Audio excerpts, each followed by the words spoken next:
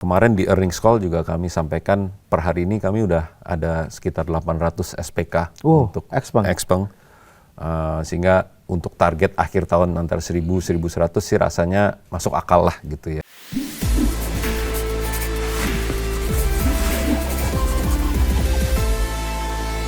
Pak, kalau kita bicara semester 1 kemarin kan banyak ditopang oleh launching iPhone 16. 16 betul Pak. Nah, kira-kira di semester kedua apa yang bisa jadi booster pendapatan atau revenue? Ya.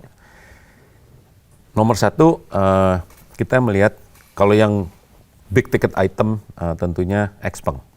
Di mana kita benar-benar baru mulai take order di Juni itu udah ujung banget lah. Jadi impactful-nya baru di semester 2 justru Xpeng. Ya. Animo waktu Gias juga SPK-nya cukup baik sekali. Walaupun kita tidak share berapa angkanya gitu. Tapi kemarin di earnings call juga kami sampaikan per hari ini kami udah ada sekitar 800 SPK untuk Xpeng. Sehingga untuk target akhir tahun antara 1000-1100 sih rasanya masuk akal lah gitu ya. Isunya sekarang pemenuhan order aja gitu. Jadi kan kami sekarang udah CKD Pak, Xpeng ini. Jadi harusnya cepat dong, harusnya cepat. Ya. Tapi ya kan pertama. Jadi ini pengalaman pertama buat dua pihak Pak. Untuk Xpeng ini adalah pengalaman pertama assembly di luar Cina. Seluruh dunia baru ini di Indonesia. Kemudian partnernya juga baru pertama megang model Xpeng gitu kan, handal dalam hal ini. Sehingga itu yang kita masih fine tuning di bulan ini. Mudah-mudahan mulai bulan depan udah bisa gaspol gitu, sehingga bisa memenuhi order semuanya. Itu adalah revenue driver yang cukup baik. Kemudian kalau di F&B, Caji sangat-sangat menjanjikan. Kita target sampai akhir tahun itu mungkin sekitar hampir 40 outlet lah. 40 Caji. Iya. Masih di Jabodetabek ya. Sementara masih Jabodetabek. Ya Pak, di semester 1 kinerja Era lumayan Pak ya, solid lah di top line maupun di bottom line. Kira-kira di semester 2 seperti apa Pak? Kami cukup optimis terus terang Pak, karena harapannya makroekonomi membaik. Seperti kita ketahui, consumer confidence-nya udah mulai merangkak naik.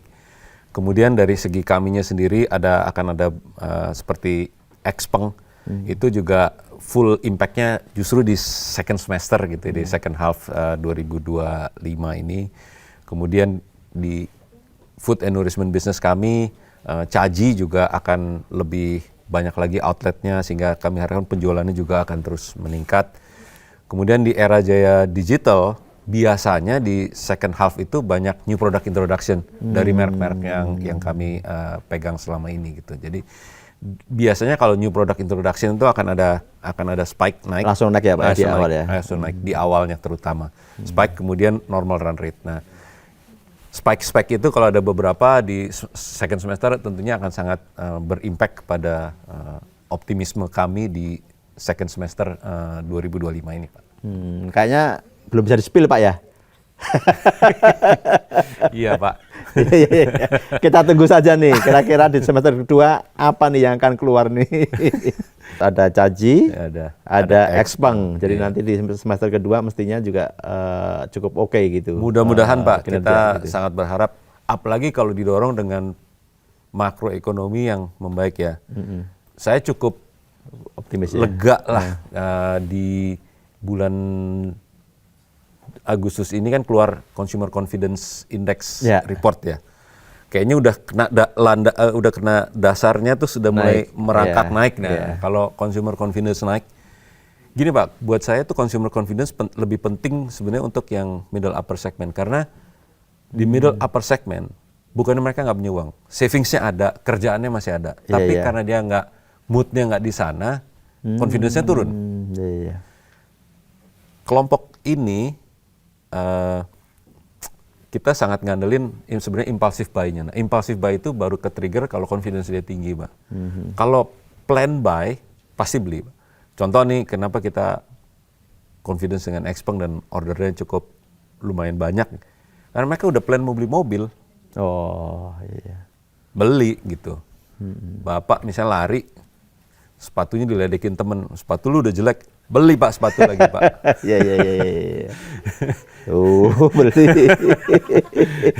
Jadi itu yang segmen yang kita ngerti bener gitu Pak. Nah cuman memang harus di boost oleh Consumer Confidence Index, makroekonomi, growth yang realistis.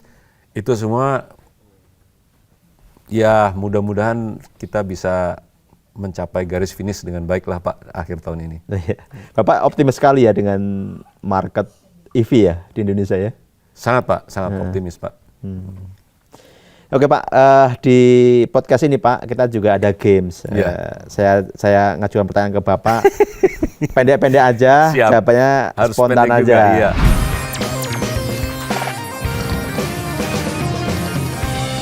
Investasi Pak, pasar modal atau properti? Pasar modal Pak. Dalam negeri atau luar negeri? Mostly dalam negeri Pak. Wow, sahamnya banyak ini. Enggak. Tapi era pasti punya dong.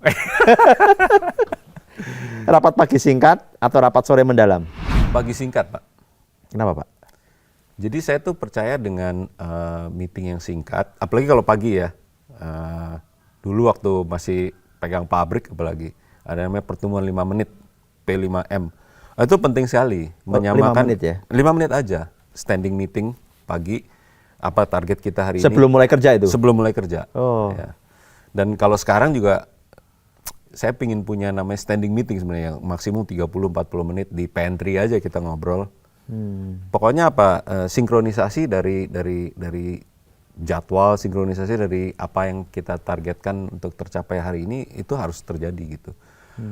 Kalau kelamaan meeting, waduh, kayaknya battlefieldnya bukan di meeting room ya. Oh, setuju Pak. Ya, di luaran malah di lapangan. Iya. Di lapangan, gitu. iya. Oh, jadi Bapak seneng rapat pendek-pendek ya? Iya Pak. Bagus Pak, tadi saya tiru yang 5 menit tadi keren tuh. Nonton YouTube atau dengerin podcast? Podcast Pak. Seneng ya Bapak? Iya. Tapi soalnya bisa sambil di mobil dengerin. Oh iya, siap. Kalau kita bicara pensiun, Bapak pilih di desa atau di kota? Kota Pak. Oh iya. Orang kota pasti? Iya Pak. Lahir besar di kota ya? Sekali gitu. Kalau liburan yang agak pinggir-pinggir gitu seneng Pak, tapi nggak bisa lama-lama. Bosan ya? Iya. Oh iya. Dalam mengambil keputusan Bapak lebih intuisi atau logika? Logika Pak. Logika ya. Logika. Superman atau super team? Super team. Olahraga Pak, sepeda atau lari? Enggak, dua-duanya. Padahal jualan on loh. Saya golf dan masih kadang-kadang main basket Pak. Oh, golf dan main basket. Iya. Terakhir Pak, kalau kita melihat 5 tahun ke depan nih Pak, seperti apa kira-kira wajah industri retail teknologi, lifestyle, dan EV di Indonesia? Menurut Bapak? Sebenarnya tadi Bapak udah menyinggung, jadi keberadaan omnichannel akan makin terasa, hubungan antara online, offline experience akan makin dekat gitu ya, sehingga apalagi diperkuat dengan AI dan seterusnya, sehingga ini adalah wajah yang sebenarnya tidak bisa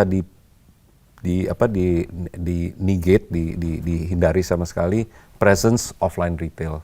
Karena biar bagaimanapun manusia itu masih ingin punya experience gitu ya, ingin disapa oleh manusia bukan oleh chatbot misalnya gitu. Itu sangat natural gitu. Sehingga kalau kita bisa menguasai kedua atau ketiga atau omni channel ini, harapan kami Era Jaya bisa terus berjaya di masa yang akan datang, Pak. Dalam konteks itu kira-kira posisi Era Jaya di mana nih, Pak?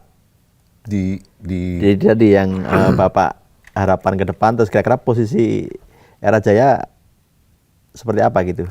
Oh, tentunya kita 5 tahun ke depan akan menjadi pemimpin di bidangnya lah ya. Kalau di digital udah pasti kita sekarang adalah leading. Di lifestyle kita ingin mendekati tetangga-tetangga yang lebih gede sekarang gitu kan. Lebih senior. Lebih senior gitu. Food and nourishment pun demikian gitu.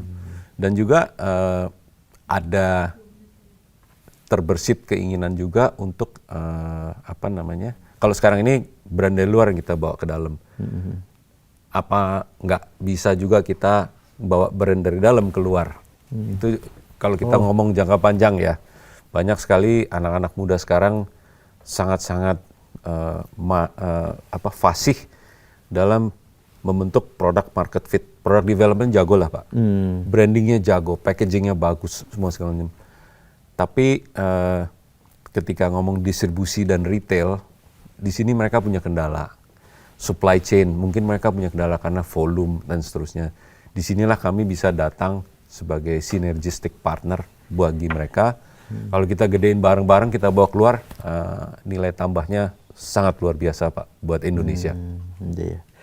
Baik Pak, ini pertanyaan terakhir Pak. Satu kata tentang saham Era. Beli.